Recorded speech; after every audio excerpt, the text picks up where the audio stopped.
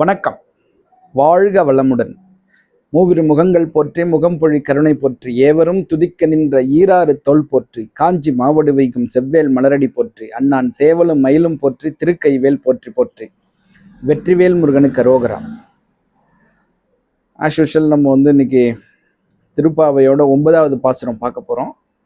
அடுத்து ஒரு வாஸ்துவோட ஒரு நல்ல ஒரு பதிவு இன்னைக்கு பார்க்க போகிறோம். ஃபஸ்ட்டு வாங்க நம்ம 9வது பாசுரம். தூமணி மாடத்து சுற்றும் விளக்கெரிய தூபம் கமழ துயிலணை மேல் கண் வளரும் மாமன் மகளே மணிக்கதவம் தாழ்த்திரவாய். இந்த பாசுரம் தான் கேட்க போகிறோம். ரொம்ப ஒரு அற்புதமான ஒரு பாட்டு. அதாவது ஒரு ஒரு மிகப்பெரிய ஒரு பணக்கார பெண் எப்படி தூங்குவா அப்படின்றத அழகாக இந்த பாட்டில் ஆண்டாள் சொல்லியிருப்பாங்க. ஸோ அந்த பணக்கார பொண்ணை துயில் எழுப்பணும், எப்படி எழுப்புறதுன்றது தான் இந்த பாட்டில் சொல்லியிருக்காங்க. வாங்க நம்ம சேர்ந்து கேட்போம். வணக்கம். ஸ்ரீமத்திய விஷ்ணு சித்தாரிய மனோநந்தன ஏதவே நந்தநந்தன சுந்தரியை கோதாயை நித்தியமங்கலம். ஆண்டாள் அருளி செய்த திருப்பாவை 9ஆம் பாசுரம்.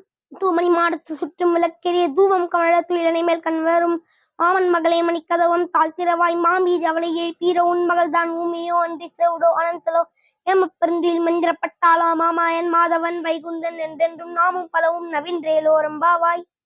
ஆடி ஆடி அகம் கரைந்து இசை பாடி பாடி கண்ணீர் மல்லிகை எங்கும் நாடி நாடி நரசிங்கா என்று வாடி வாடும் இவ்வாறுதலே. எல்லா புகழும் ஆண்டாளுக்கே. நரசிம்மன் திருவடிகளே சரணம். வணக்கம். எல்லாரும் பாசுரம் கேட்டிருப்பீங்க. ஒரு ஒரு அழகான ஒரு பாசுரம் இது.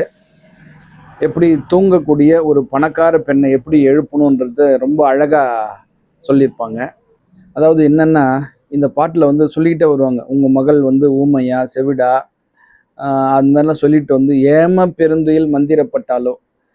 அதாவது ஆண்டாள் ஒரு அழகான ஒரு இடத்த பிடிச்சிருக்காங்க பாருங்க.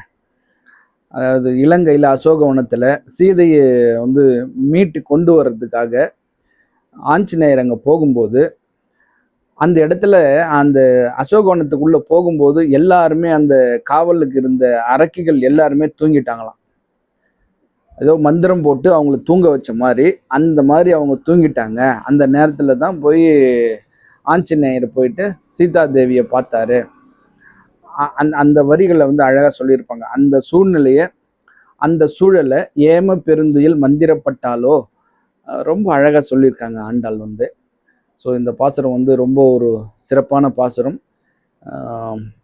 நீங்களும் பாடுறதுக்கு ட்ரை பண்ணுங்கள், நிச்சயமாக ஆண்டாளுடைய அருள் கிடைக்கும். அடுத்து நம்ம வாஸ்து டாபிக் போகலாம்.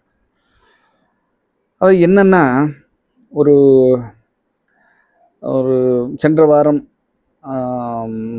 ஒரு ஒரு ஒரு பெரிய ஒரு பில்டிங்கை ரீவிசிட் போகக்கூடிய ஒரு ஒரு வாய்ப்பு. அதாவது நிறைய ஒர்க்கு முடிஞ்சுக்கிட்டே இருக்கு.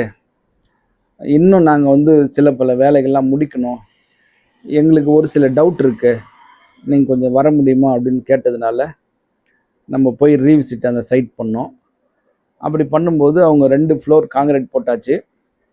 அதாவது 4 பக்கம் செவரு, சென்டராக ஒரு லிஃப்ட்டு, மாடிப்படி, காங்கிரீட் போட்டாச்சு. வடக்கு கிழக்கு மட்டும் சன்சைட் 3 அடி இழுத்து போட்டிருக்காங்க. அதில் என்ன ஒரு ஒரு விசேஷம் நடந்திருக்கு அப்படின்னும்போது, வடகிழக்கு பகுதியில் வடக்கும் கிழக்கும் அந்த சன்சைடில் ரெகுலராக போடுற அந்த அகலத்தை விட ஒரு 6 அடி சேர்த்து போட்டிருக்காங்க வடகிழக்கு பகுதியில் மட்டும். ஏன்னா கீழே அந்த இடம் வடக்கு வளர்ந்துருக்கு. அதனால யாரோ ஒரு வாஸ்துக்கார் சொல்லி அந்த மேஸ்திரி காங்கிரீட் போடும்போது வளர்த்து போட்டிருக்காரு.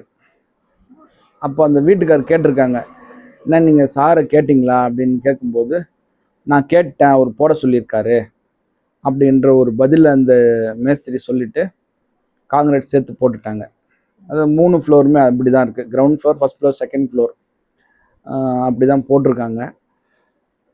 2வது விஷயம் பார்த்தீங்கன்னா, மாடிப்படி நம்ம சொன்ன மாதிரி அவங்க மாடிப்படி போடலை. ஆஸ் பர் நம்ம பிளான் படி போடல, அவங்க மாற்றி போட்டுக்கிட்டாங்க. சரி, இருந்தாலும் ஓகே, அது அக்செப்டபுள் தான்.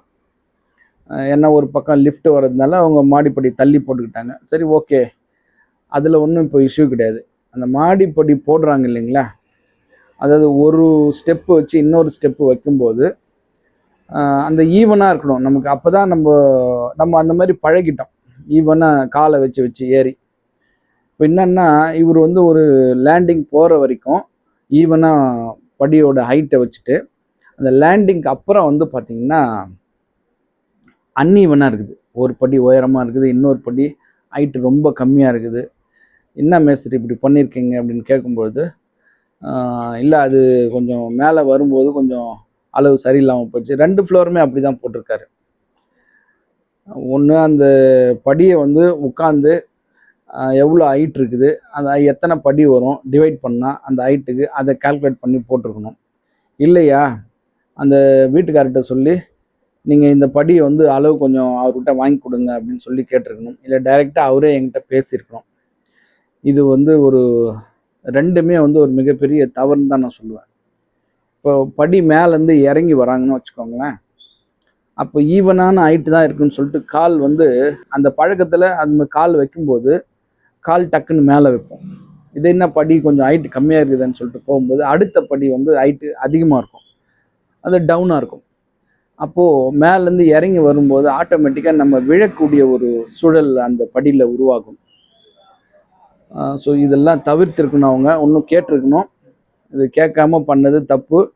இதை எப்படி சரி பண்ண போகிறாருன்னு தெரில. இதை சரி பண்ணுங்கன்னு சொல்லிட்டு வந்தாச்சு நம்ம. அந்த வடகிழக்கு பகுதி அந்த எக்ஸ்டென்ஷனை வந்து கட் பண்ணி எடுங்கன்னு சொல்லியிருக்கோம். அதாவது வேற ஒரு வாஸ்துக்கார் சொல்லியிருக்காருன்னா அவர் என்ன கான்செப்டில் சொன்னார்னு நமக்கு தெரியாது. ஏன்னா நம்ம படித்தது நம்முடைய அனுபவம் எல்லாமே ஒரு வீடுன்னா ஒரு சதுரம் அல்லது செவ்வகமாக தான் இருக்கணும். நீங்கள் வந்து ஒரு எக்ஸ்டென்ஷன் பண்ணுறீங்க அப்படின்னும் போது ஈவனாக தான் பண்ணணும். ஒரு பக்கம் வளர்ந்து இன்னொரு பக்கம் குறைஞ்சி பண்ணிங்கன்னா அது ஒரு மிகப்பெரிய பாதிப்பை கொடுக்கும். அதாவது சிறு துளி பெருவெள்ளம் சொல்கிறோம், அதே மாதிரி தான் ஒரு சின்ன சின்ன தவறுகள்லாம் சேர்ந்து ஒரு மிகப்பெரிய ஒரு பாதிப்பை கொடுத்துரும். எல்லாருமே இந்த கட்டிட வேலையை ஒரு விளையாட்டாக நினச்சிட்டு இருக்காங்க. இது இயற்கை பஞ்சபூதம் அப்படின்ற ஒரு கான்செப்ட்லாம் விட்டுட்டு இவங்க தேவைக்கு என்னவோ அதெல்லாம் பண்ணிகிட்டு இருக்காங்க. ஸோ அதாவது வடகிழக்கு இடம் எங்கே வளரலாம் அப்படின்னா வடகிழக்கு பகுதி வளரலான்னு சொல்லலாம். அது இடத்தோட மட்டும்தான் இருக்கணுமே தவிர பில்டிங்கில் வரக்கூடாது அப்படின்ற கான்செப்டை அந்த மேஸ்திரிக்கு தெரியல. ஸோ நம்ம என்ன பண்ணுறது, கட் பண்ணி எடுத்துருங்கன்னு சொல்லிட்டோம்.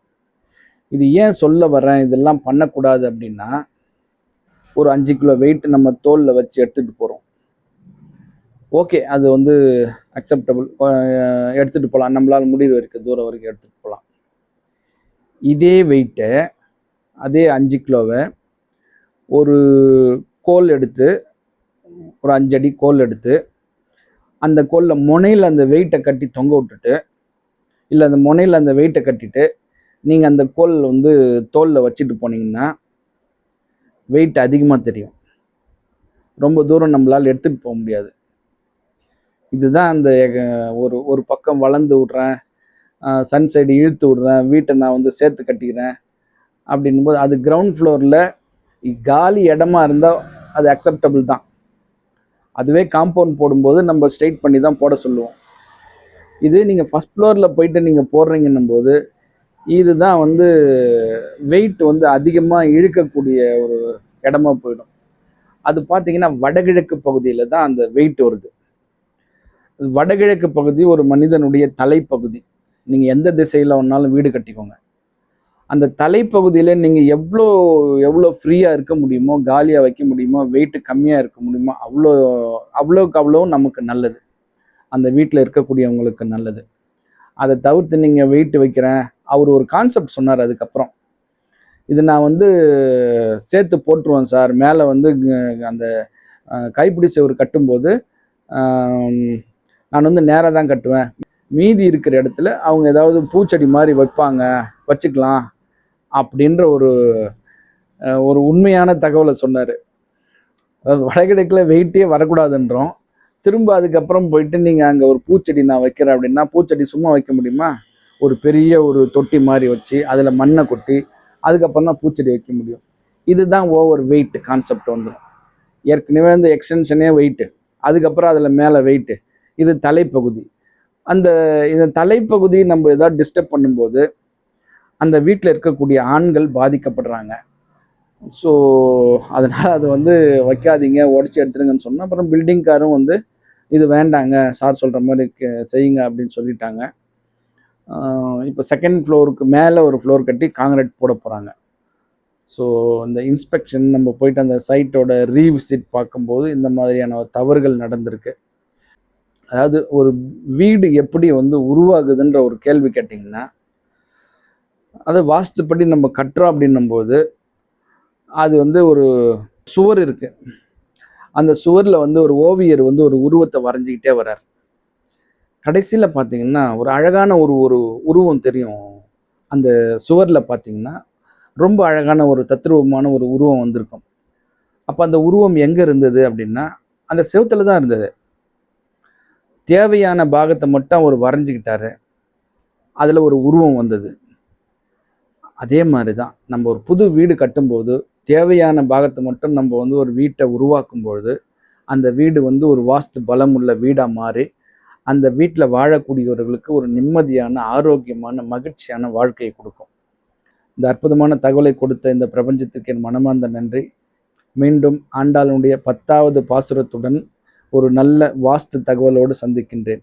ஆறிரு தடந்தோள் வாழ்க, ஆறு முகம் வாழ்க, வெற்பை கூறுசை தனிவேல் வாழ்க, குக்குடம் வாழ்க, செவ்வேள் எறிய மஞ்சை வாழ்க, யானைத்தன் அணங்கு வாழ்க, மாறிலா வள்ளி வாழ்க, வாழ்க சீர் அடியார் எல்லாம், வெற்றிவேல் முருகனுக்கு அரோகரா. வணக்கம். வாழ்க வளமுடன், எல்லாம் செயல் கூடும்.